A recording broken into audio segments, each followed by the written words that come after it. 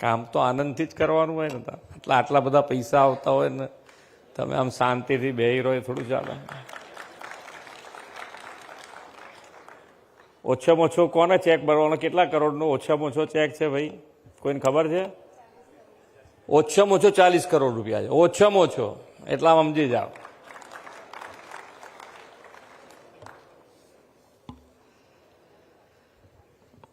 ગુજરાત મહાનગરપાલિકાઓ અને નગરપાલિકાઓના સર્વાંગી વિકાસ માટે રૂપિયા 2800 કરોડની રકમના ચેક અર્પણ સમારોહમાં આપણી સૌની સાથે મંચ ઉપર ઉપસ્થિત મારા સાથી નાયબ મુખ્યમંત્રી શ્રી હર્ષભાઈ સંઘવી, મારા સાથી મંત્રી શ્રી કનુભાઈ દેસાઈ, શ્રીમતી દર્શનાબેન વાઘેલા, અમદાવાદ મહાનગરપાલિકાના મેયર શ્રીમતી પ્રતિભાબેન જૈન, નાયબ મુખ્ય દંડક શ્રી જગદીશભાઈ મકવાણા, શહેરી વિકાસ અને શહેરી ગૃહ નિર્માણ વિભાગના અગ્ર સચિવ શ્રી એમ થેન્નારસન, મ્યુનિસિપાલિટી એડમિનિસ્ટ્રેશનના કમિશનર શ્રીમતી રમ્યા મોહન, મ્યુનિસિપલ ફાઇનાન્સ બોર્ડના મુખ્ય કારોબારી અધિકારી સુશ્રી વીણાબેન પટેલ, આમંત્રિત સર્વે મહાનુભાવો, પ્રેસ મીડિયાના મિત્રો, સૌને મારા નમસ્કાર.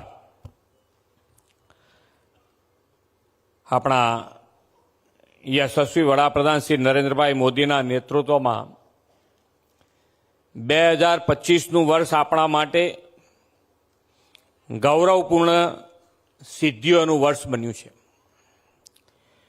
કોમનવેલ્થ ગેમના યજમાન બનવાનું ગૌરવ આદરણીય શ્રી મોદી સાહેબ અને અમિતભાઈ શાહના સફળ પ્રયાસોથી આ વર્ષમાં ગુજરાતને મળ્યું છે.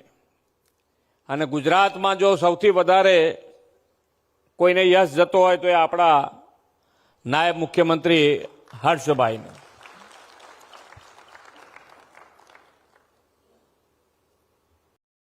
શહેરી વિકાસ વર્ષ પણ આ વર્ષે ઉજવાઈ રહ્યું છે. 2005માં જ્યારે માન્ય આપણા વડાપ્રધાન શ્રી એ વખતે મુખ્યમંત્રી હતા ત્યારે પહેલી વખત 2005માં શહેરી વિકાસ વર્ષ ઉજવાયું. ઘણી બધી વાત થઈ કે તુલનાત્મક વાત કરવાની અને તુલનાત્મક કેમ કરવી જોઈએ, તો કે 2005માં જે શહેરી વિકાસ વર્ષ ઉજવાયું તો શહેરી જે મેઇન મ્યુનિસિપાલિટીઝ હતી, કોર્પોરેશન હતા મેઇન મોટા, એની અંદર પણ 10,000 રૂપિયા કે 15,000 રૂપિયાનું કામ કરવું હોય તો અમારા ત્યાં આગળ એવું કહેવાતું કે કમિશનરની પાછળ 15 દાડા ફરવું પડે. એવું બધા કહેતા. આપણને બહુ ખબર નથી, મને તો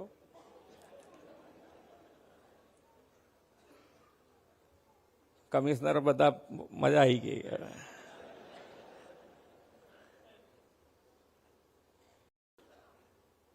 પણ 15,000 રૂપિયાનું કામની વાત છે. મેઇન અગત્યતા 15,000 રૂપિયાની. મેં કીધું ને મને ખબર નથી. હું જ્યારે સ્ટેન્ડિંગ ચેરમેન હતો એ વખતે મારા ત્યાં આગાડી જનરલ બોર્ડ, અને જનરલ બોર્ડમાં મેં એ વખતે કીધેલું ઊભા થઈને કે જ્યાં સુધી માન્ય નરેન્દ્રભાઈ છે ત્યાં સુધી વિકાસના કામનો રૂપિયો ખૂટશે નહીં. તમે જુઓ રોજ બરોજ આજે આપણી કેપેસિટી વધતી જ ગઈ છે. ફાઇનાન્શિયલી અત્યારે લોકોને ભરોસો પડી ગયો છે. પણ આ તો આપણને બધાને ખબર છે કે જે પ્રમાણે એક વખત એસીમાં બેસવાની ટેવ પડી જાય પછી આપણને એસી વગર રહેવું મુશ્કેલ પડે. અને એમાં વાંધોય નથી આપણને કે ભાઈ જે ટેવ પાડી છે આપણે સારી ટેવો પાડી છે, અને સારી ટેવો પાડી છે તો હવે આપણે સારું કામ કરવું પડે. અને સારું કામ કરવા માટે જ આપણે હંમેશા તમને ફાઇનાન્શિયલ સપોર્ટ, કે ભાઈ પૈસાના અભાવે તમારું કોઈ કામ ના રોકાય, એના માટેનો હર હંમેશા આપણે પ્રયત્ન કર્યો છે. કોર્પોરેશન અને કોર્પોરેશનમાં પહેલા કામ અહીંયાથી હર્ષભાઈએ જેમ કીધું એમ કે પાણી, ગટર અને રસ્તા સિવાય બીજું કોઈ કામ વિચારી નહોતા શકતા પહેલા. આજે તમે જુઓ તો નાનામાં નાની નગરપાલિકા પણ આ 3 કામ સિવાય બાગ બગીચા હોય તો બાગ બગીચા, મેદાન હોય રમતગમતનું તો રમતગમતનું મેદાન, કોમ્યુનિટી હોલ, આ બધાનો વિચાર કરીને અત્યારે દરેક જગ્યાએ બની રહ્યા છે. એ ક્યારે બને? તો કે ભાઈ આજે જે મૂળ સુવિધાઓ છે એ મૂળ સુવિધાઓના કામ થઈ રહ્યા છે ને એની ઉપરાંતનું આ કામ આપણે કરી રહ્યા છે. અને મૂળ સુવિધાના કામો પૂર્ણ થાય ત્યાર પછી જ આ વિચાર કરી શકાય. અને એટલે જ આપણે આજે આ બધા કામો લઈ રહ્યા છે અને જે બજેટનો વધારો કર્યો છે શહેરી વિકાસમાં, તો ઘણી નગરપાલિકાઓમાં હજુ પણ ક્યાંક ને ક્યાંક તકલીફ છે. મહાનગરો હવે કરી રહ્યા છે કામ, પણ નગરપાલિકાઓ હજુ પણ કામ કરવામાં એમની પાસે પૈસા વપરાતા નથી અને પડ્યા રહેતા હોય છે. તો એનું આયોજન તમે સમયસર નહીં કરો તો એટલા તમે પાછળ પડતા જશો. ને હવે પૈસામાં વધારો જ થતો જવાનો છે, રોજબરોજ ઘટવાના નથી પૈસા. કેમ શાંત થઈ ગયા પાછા? પૈસાનો વધારો થવાનો છે, ઘટવાના નથી. એટલે તમારે તમારી કેપેસિટી વધારવી જ પડે કે ભાઈ આ પૈસા વાપરવા માટેની કેપેસિટી વધારવી પડે. અને એ કેપેસિટી નહીં વધારો તો તમે ગમે તેટલા પૈસા અમે આપીએ પણ તમે કેપેસિટી ના વધારો તો લોકોની સુખાકારીના કામો કેવી રીતે કરી શકાય? અહીંયાનું મોટું ઉદાહરણ છે, તમે બધાએ અમદાવાદ રિવરફ્રન્ટ તો જોયું હશે. અને રિવરફ્રન્ટ કોણે કોણે નહીં જોયું હોય આમ જોવા જઈએ તો, કે ભાઈ આજે એ રિવરફ્રન્ટ ઉપર ગુજરાતમાંથી જે મુખ્યમંત્રી બન્યા હશે એ બધાએ આ સાબરમતી નદી જોઈ હશે ને? તો એની અંદર શું રમાતું હતું? હાથી ઘોડા બંધાય ને સર્કસ ચાલતા. આજે ક્રૂઝ ચાલતું થઈ ગયું છે. સ્ટેન્ડિંગ ચેરમેન ફૂલ ફોર્મમાં આવી ગયા છે.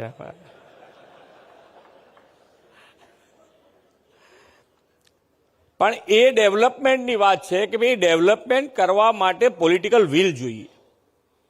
ઘણી વખતે આપણને પોલિટિકલ વિલના હિસાબે પણ ડેવલપમેન્ટમાં તકલીફ પડતી હોય.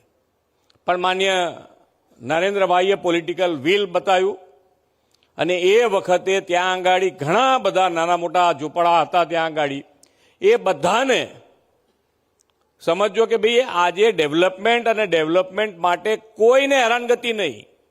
એ બધા ઝૂંપડાઓને સારામાં સારી સુવિધાના ફ્લેટો આપીને લોકોને શિફ્ટ કર્યા છે અને પછી આ રિવરફ્રન્ટનું ડેવલપમેન્ટ થયું છે. બાકી તો બધાને બીક જ લાગતી હશે કે આને હટાવવા જઈએ તો આપણે હટી જઈશું. બાકી તો ઘણા બધાએ જોયું હશે, બધા ફોરેને ફરવા જતા હતા, મુખ્યમંત્રી નતા જતા એવું થોડું છે. પણ એ પોલિટિકલ વિલની વાત છે કે પોલિટિકલ વિલ હોય તો જ આ અમુક કામો થઈ શકે. અને પોલિટિકલ વિલ સાથે આજે રિવરફ્રન્ટ તમે જુઓ તો લોકોને એમ લાગે કે ના ખરેખર ડેવલપમેન્ટ કોને કહી શકાય એ માન્ય વડાપ્રધાન શ્રી અને આપણા એ વખતના મુખ્યમંત્રી નરેન્દ્રભાઈએ બતાડ્યું છે. આજે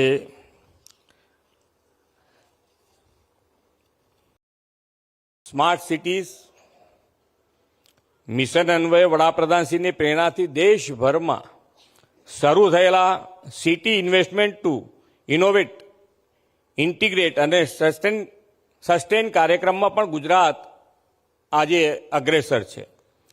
ડેટા આધારિત પ્લાનિંગ અને કેપેસિટી બિલ્ડિંગથી ક્લાઇમેટ ગવર્નન્સને વધુ મજબૂત કરવા પણ 40 કરોડ રૂપિયાની ગ્રાન્ટ આપણને મળી છે.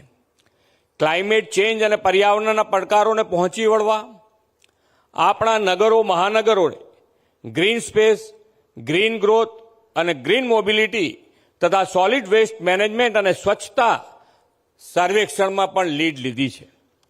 સર્ક્યુલર ઇકોનોમીનો વેગ આપવા 4R એટલે કે રિડ્યુસ, રીયુઝ, રીસાયકલ અને રિકવર પર ફોકસ કર્યું છે.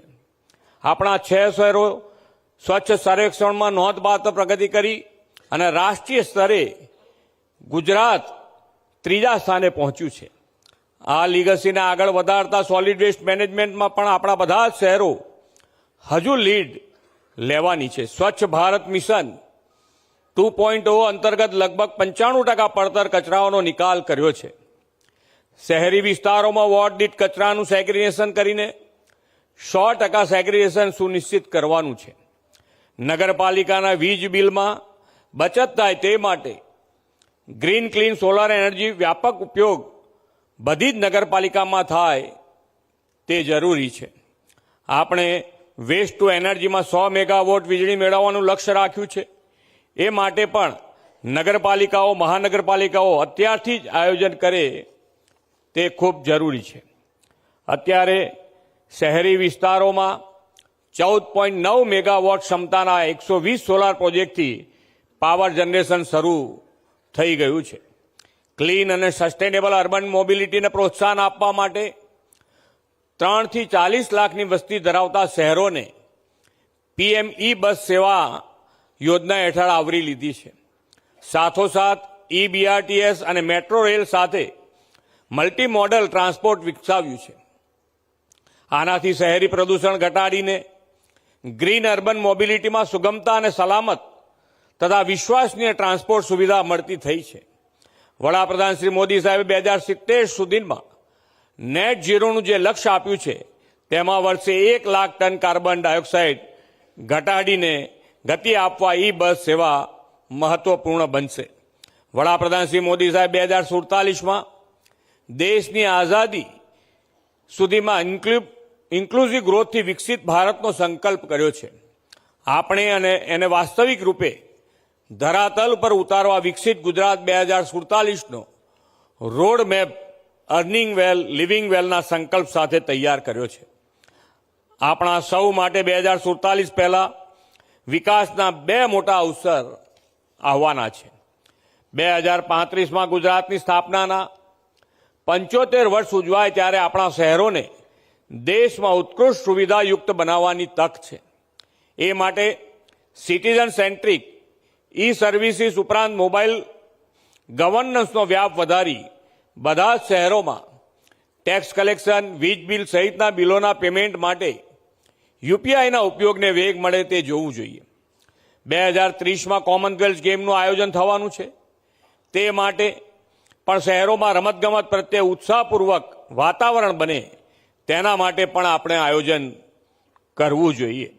વિકસિત ભારત 2047 અને આત્મનિર્ભર ભારતમાં આપણે વડાપ્રધાનશ્રીના દિશાદર્શનમાં વિકસિત આત્મનિર્ભર ગુજરાતથી અગ્રેસર રહેવાનું છે. અને આ ત્યારે જ રહી શકીએ કે આપણે જે કામ કરી રહ્યા છે એ દરેક કામમાં ક્વોલિટી ઉપર જઈએ અને ક્વોલિટીની સાથે આપણું સ્વચ્છતા માટે જે કહીએ છીએ કે નગરપાલિકાઓ માટે તો પબ્લિકના રિવ્યૂ લેવાના રાખો કે જે નગરપાલિકા સ્વચ્છતા ના કરે તેની ગ્રાન્ટ બંધ કરાવડાવી દેવી જોઈએ.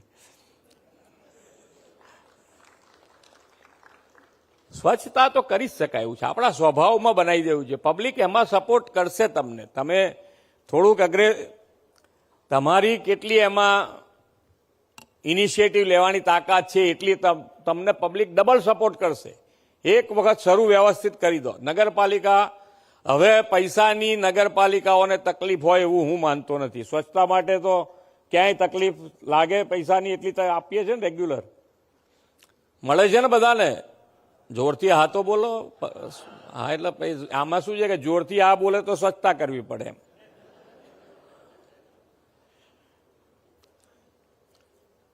એક કેચ ધ રેન અંતર્ગત માન્ય વડાપ્રધાનશ્રીએ આખા દેશમાં વરસાદનું પાણી જમીનમાં ઉતારવા માટે કે ભાઈ જે પાણી આપણે આજે વાપરીએ છીએ ભવિષ્યમાં આપણને પાણીની તકલીફ ના પડે એના માટે કેચ ધ રેન અંતર્ગત આ આખું આયોજન આખા દેશમાં થયું છે.